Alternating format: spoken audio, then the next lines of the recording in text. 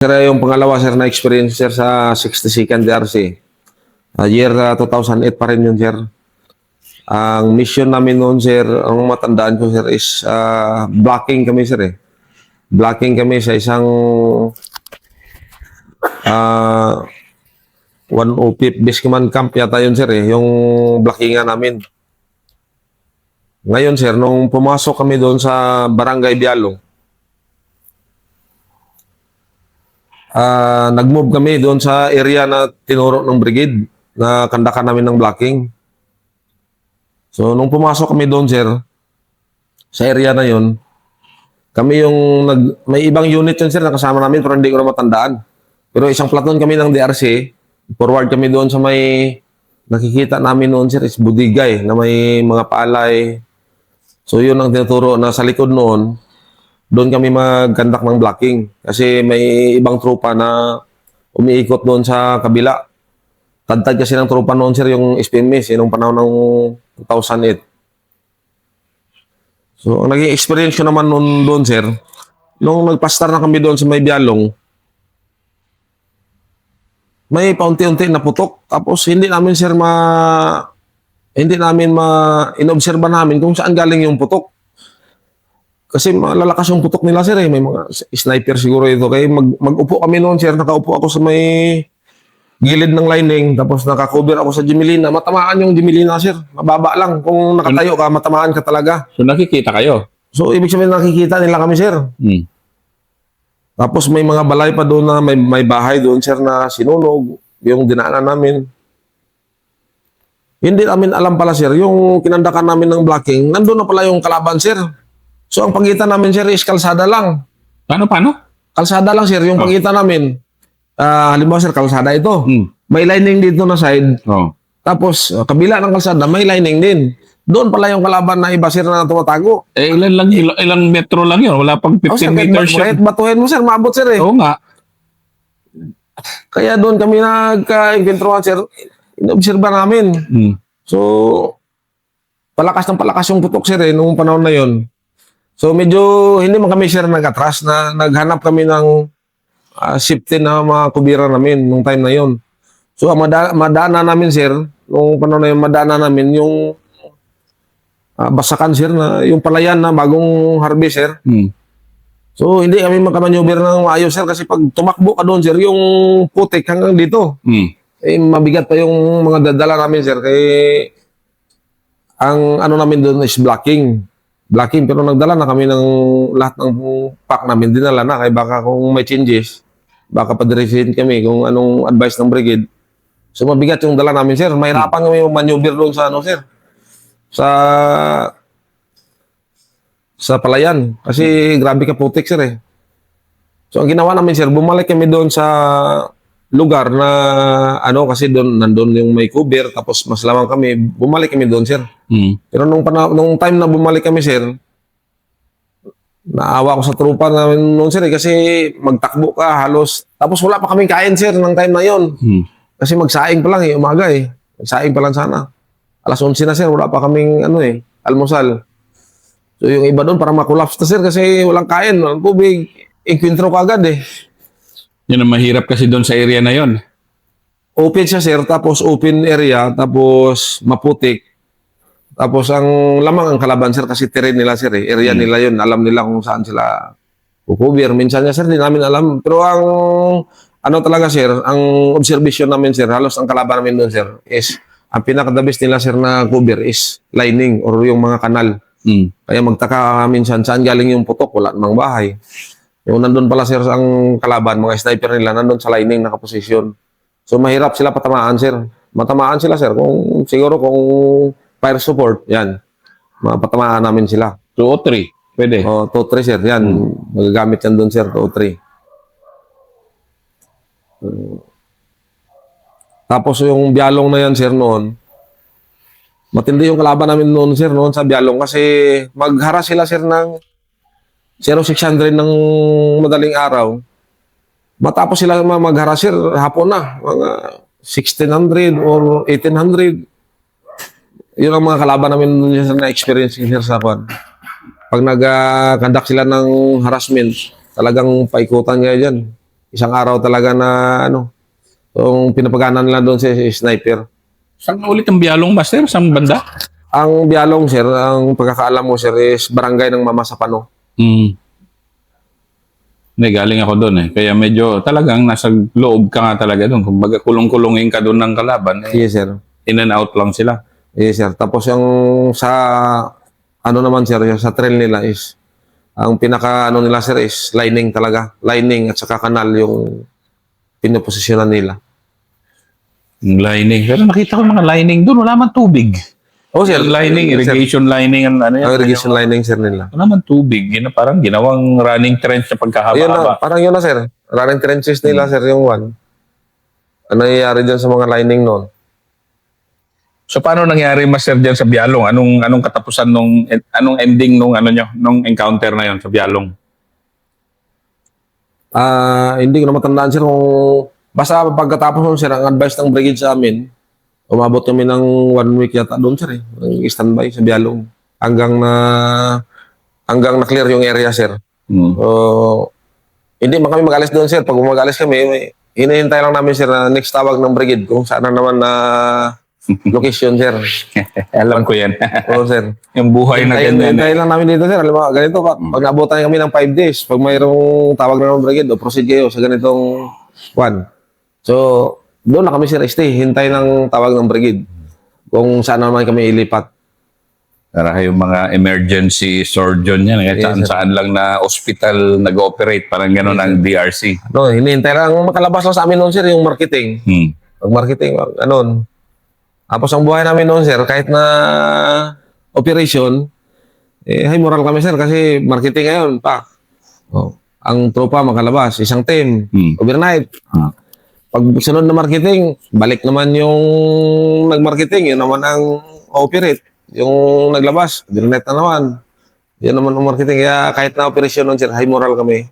Sa ano kasi, nakalabas, tapos balik din, sir. Hindi naman ang tropa. Ang marketing na sinasabi ni Master sa military, yan yung bibili kami ng supplies. So marketing ang tawag namin doon. Yes, sir. Para sa nagtataka yung marketing na sinasabi. Yung Mama Sapano encounter ni Master, ano naman nangyari doon? Yung sa Mama Sapano naman, sir, nung na-encuentro, sir, yung SAP. Ang matanda ko lang noon, sir, na-encuentro yung SAP. After pa nyo, sir, eh. Yung iba, galing pa kami noon sa Christmas break, sir, ay... January yun, sir, nangyari. Yung sa Mama Sapano. So... Nung nangyari na, sir, yung sa Mama Sapano na putukan, may advice yung brigade sa amin noon, sir, na mag-reinforce. So ito na yun. Ito na yung sa 44 story. Yes, sir. Yes, sir. Yung 62nd DRC yung pumasok doon. Yes, sir. So, nung pagdating namin doon, sir, sa Mama Sapano, marami ng ano noon, sir, na matay. Pero nakaabot kami, sir. Kasi may isang DRC din noon, sir, na mas na nauna sa amin, sir, eh. Tapos ang binadihan namin noon, sir, is yung vehicle nila ng mechanized nung time na yon. Si Master Sotomil. Naikwento niya yan. Yes, sir. Yun ang kasama namin, sir. Keso napabagbag daw kayo, napabagbag, sabi ni Master Sotomil eh. Kasi... Sir, kaya pagdating namin, sir, may putukan pa, sir. Putukan pa. Anong oras yun? Ang matandaan ko lang, sir, kami, may tropa kami na nauna doon, tapos galing kami yata noon sa, sir, galing kami sa Sultan, sa Barungis, yata ng lugar. Tapos pinahabol kami doon, sir, sa ano. Pero yung tropa namin, sir, yun na mayroon na kaming tropa, sir, na isang squad na nauna doon, na lead by Master Sergeant Taranilla. Yung pinatawag doon, sir, sa Senate, na nag-witness talaga na nung SAP, may army talaga na pumunta doon. Sila yan, sir. Totoo. Ito yung totoong kwento ng SAP 44 na sina Master mismo yung pumasok na army. Kayo? Yes, sir, kami. Madalawang recon, sir. Kaya pinatawag ni Sir Pangilinan noon, yun ang hinahawakan natin, sir, na pinanghahawakan natin na patunay na yung army talaga is nag-support sa SAP nung time na yun. Kasi pinatawag si Master Hanelia, yung squad leader namin noon sa Senate, na siya ang magpatunay na nung panahon ng yung SAP, may nag-responde kaagad yung DRC. Hindi kasi ikwento mo nga yung kasi galing ako doon sa Tuka, di ba? Yes, sa Tuka na Lipaw. Hindi, Tuka muna, tapos sa Tuka, Tuka na sir. Lipaw, di ba? Yes, sir. Sa Tuka, yung mga tropa ng SAP, nandun sa may, Sa may gilid ng dancer. daan. Sige, ikwento mo yung buong pangyayari nga. Ito yung buong pangyayari. Yes, sir. Nung pumasok kami doon, sir, may mga sap na, sir, sa gilid na dinaanan namin. Pero yung unang tropa namin na pumasok, wala pa yung sap. Huli na yun. Wala pa. Encuentro na. Yung unang pumasok, sir, na tropa namin, yung isang squad, wala pa. Nung kami na, sir, yung hinati doon, may mga sap na, sir, sa gilid ng danon. Galing sa Saripagwak, tad na yun sa Panggag doon sa encounter site. So, pagdating namin doon, sir, paggabi na yun. So, yung ibang tropa namin na na may mga binubuhat pa na kinarga namin sa trailer, sir. Ayun, nakwento na rin sa akin yun ni, Yung kinarga sa trailer kasi hindi makapasok yung mga sasakyan sa loob. Yung trailer yung kinargahan, yung kubuta. Hmm. Tapos yung pagka madaling araw, sir, yung madaling araw na, doon na kami pumasok, sir, sa area. Pangalawang araw na to. Pangalawang araw na yun, sir, na palit-palitan kami, nagbuhat kami ng yung mga patay na trupa natin na sap. Kasi wala pa noon, wala pang, o may nailalabas na rin dahan-dahan noon. Kasi May nalalabas na, sir, pero may mga putok-putok pa rin, sir, na maano sa loob. So, hindi kami makapasok.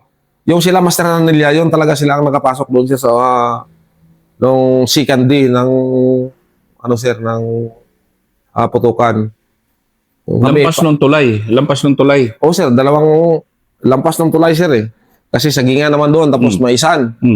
So, doon namin, sir, nakuha. Yung iba, sir, ang ginawa namin is, na lang, yung kunin ng tropa doon, ihatid dito, bubuhatin naman namin, dala-dalawa.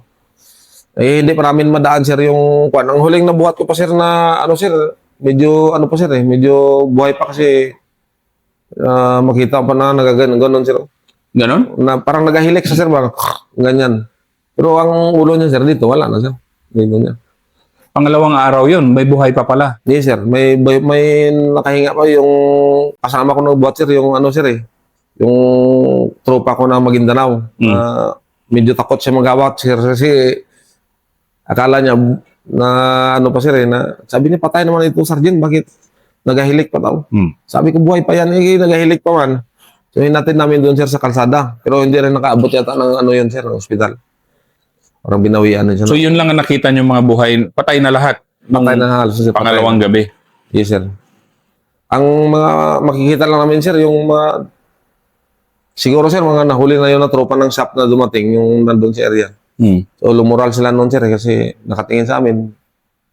Walang kain, sinabihan ko pa, sir, sabi ko, Chip, magtulong kayo kay tropa nyo ito. Ipatulungan natin. Hindi na sila makaimik, sir, eh. Ang pagod na puyat, tapos lumural na sila nung time na yun, sir. Yun nasa tabi ng daan. Yun ang sa tabi ng daan, sir. Pati doon sa loob, sir, may mga tropa pa rin sila, sir. Pero, ganon. no, sir, may mga tropa pa sila doon, sir. Pero hindi na nakadikit doon mismo sa encounter site. Bakit di sila dumikit sa encounter? Ewan ko, sir, kung anong advice sa kanila, sir, nung time na yun. Ibig sabihin, di ba, nakita ko kasi yung haba nung linyada na galing doon sa junction ng Tuka na Lipaw, papasok. Oo, sir. Punong-puno daw ng SAP yun. Oo. Siguro, sir, matanda ko pang second day na yun or pang Pero yung first day talaga na istropa namin. Tapos yung, sir, yung survivor nila, nakita pa namin yun, sir, na nakahubad, tapos nagbisikleta, nagpaputok. Akala namin kalaban. So, ang ginawa ng taga-mechanize, hinarap yung sir, yung 60 doon kay tirahin. Doon na-assist namin, sir, na kung kalaban yan, dapat dito nakaharap yung paputok niya. Pero talikod, yun pala, sir, nag-iko-iko siya. Yung tropa pala na survivor nila yun.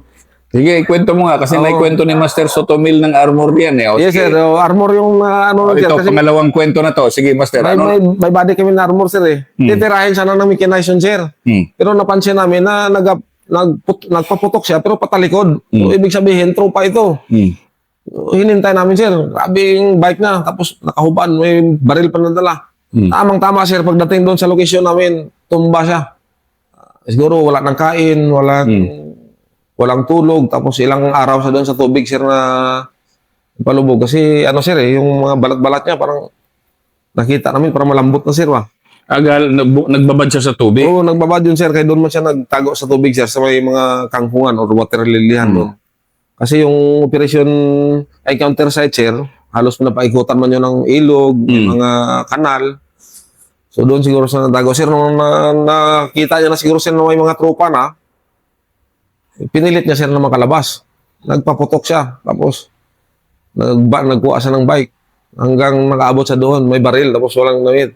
Nung pagdating doon, pinainom ng tubig. Pinakain. Tapos biglang, hindi na nakandakan ng ano yun sir. Kasi pinapahinga muna yun si sir.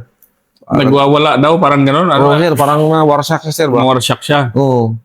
Siguro sa gutom niya na yun. Anong itsura? Paano mo nasabing nawarsyak na siya nun? Parang anong kanya? Parang nagsisigaw? Sir, kasi magsigaw. Tapos, parang hindi niya alam. Parang ano yung sarili niya sir ba? Hindi siya mapalagay. Pero iniisip niya siguro sir yung mga karanasan niya doon. Siguro naisip niya na safety na ako nito kasi nakita niya na yung tropa. Parang doon niya na sinigaw lahat ng ano niya sir eh. Kita. Yan yung lone survivor. Yun sir, yung lone survivor. Nabutan namin yun sir. No, nakita namin yun at saka nakawitness kami yun sir kung paano siya tumakas. So, style nga. So, takbo siya. Hindi sir, nakabisikleta yun sir. Ano, no? Nakabisikleta. Nangagaw yata siya ng bisikleta doon.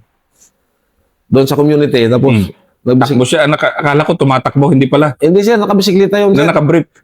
O, nakahubad sir. Iwan ko kung, hindi ko ba matandaan sir kung nakabrief na lang siya. O, cycling. Basta, parang cycling. Siguro sir.